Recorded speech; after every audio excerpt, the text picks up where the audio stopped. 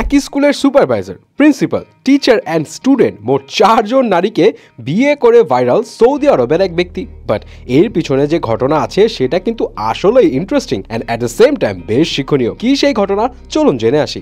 So এই winter সিজনে তো চারিদিকে শুধু বিয়ে আর বিয়ের ঘটনা ঘটেই যাচ্ছে, বাট এরই মাঝে সোশ্যাল মিডিয়াতে এখন পুরনো একটা নিউজ নতুন করে ভাইরাল হচ্ছে। যে ঘটনাটা ঘটে 2007 সালে সৌদি আরবের জাজান এলাকায়। ওমর আব্দুল রহমান আল সাহরানি তখন একই স্কুলের প্রিন্সিপাল, টিচার, স্টুডেন্টকে বিয়ে করে আসে সমালোচনায়। সেই সময় ওই নিউজ দিয়ে বেশ হাসাহাসি হয়েছিল। অ্যান্ড এই 3 স্ত্রীর আগে ওমর কিন্তু একই স্কুলের সুপারভাইজারকেও বিয়ে করে। শুধু টাকা ও ক্ষমতার জোরে এমন একটা কাণ্ড করেছিল ওমর, এমনটাই দাবি নেটিজনদের। বাট এর পিছনে কিন্তু ছিল অন্য একটা রিজন। এখন স্বাভাবিকভাবে প্রশ্ন আসতেই পারে, কেন তাহলে ওই 3 নারীকে বিয়ে করেছিল ওমর, যেখানে তাদের সবার হিউজ এজ গ্যাপ ছিল। অ্যান্ড এই 4 সতীনের মধ্যে সম্পর্ক ঠিক কেমন? ওয়েল, মিডিয়া রিপোর্টস থেকে জানা যায় ওই ব্যক্তির ফিনান্সিয়াল অবস্থা বেশ ভালো ছিল। অ্যাট দ্য সেম টাইম সে ছিল বেশ ক্ষমতাশীল। সো স্কুলের কাজে ওমর নিয়মিত সেখানে যেত। অ্যান্ড ওই প্রিন্সিপালকে তার একটা সময় ভালো লেগে যায়। অ্যান্ড সে যখন তার প্রথম স্ত্রীর পারমিশন নিয়ে ওই প্রিন্সিপালকে বিয়ে করতে চায়, তখন ওই নারী প্রিন্সিপাল ওমরকে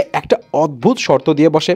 এবং কি সেই শর্ত? ওই নারী তাকে জানায় যদি সে তার স্কুলের ছাত্রী অ্যান্ড টিচারকে বিয়ে করে তবে একমাত্র সে বিয়েতে রাজি হবে। এখন আমার মতো আপনার মাথায় একই প্রশ্ন আসতে পারে, ওই নারী কেন এমন আজব শর্ত দিল? সেই রিপোর্টস গুলো থেকে জানা যায় ওই টিচার অ্যান্ড ওই স্টুডেন্টের ফ্যামিলির ফিনান্সিয়াল অবস্থা ছিল খুবই বাজে। অ্যান্ড টাকার অভাবে তাদের জীবনে বেশ প্রবলেম চলতেই থাকে। যেহেতু ওই প্রিন্সিপাল নিজে তাদের দুজনের দায়িত্ব নিতে পারবে না, তো তারা যাতে একটা সুন্দর লাইফ লিড করতে পারে সেই জন্য এমন একটা সিদ্ধান্ত নেয়। বাট আসলে কি তাদের 4 সতীনের সংসার ঠিকঠাক যাচ্ছিল নাকি পরে কোনো ঝামেলা হয়েছিল আর কি, মানে নর্মালি যা হয় আর কি। রিপোর্টস অনুযায়ী ওই প্রিন্সিপাল জানায় তারা একই বাসায় আলাদা ফ্ল্যাটে থাকে এবং তাদের 4 জনের মধ্যে বন্ডিং খুবই ভালো অ্যান্ড কোনো অসুবিধা হয় না। অ্যান্ড বিয়ের পর স্কুল থেকে ওই টিচার অ্যান্ড স্টুডেন্ট কোনো আলাদা সুযোগ সুবিধা নেয়নি। অ্যান্ড বাকিরাও তাদের নিজেদের জায়গায় নিজেদের মতোই ছিল, মানে কাজ অ্যান্ড পড়াশোনার জায়গাতে কোনো প্রভাব পড়েনি। যদিও বাকি স্টুডেন্ট অ্যান্ড কলিগসরা এটা নিয়ে বেশ হাসাহাসি করেছিল, বাট তাদের 4 সতীনের উপর কোনো প্রভাব ফেলেনি। যেহেতু সৌদি আরবের আইন অ্যান্ড ধর্মীয় রীতি অনুযায়ী 4টা বিয়ে করা যায়, তবে সেই ক্ষেত্রে আগের স্ত্রীদের মত থাকতে হয়।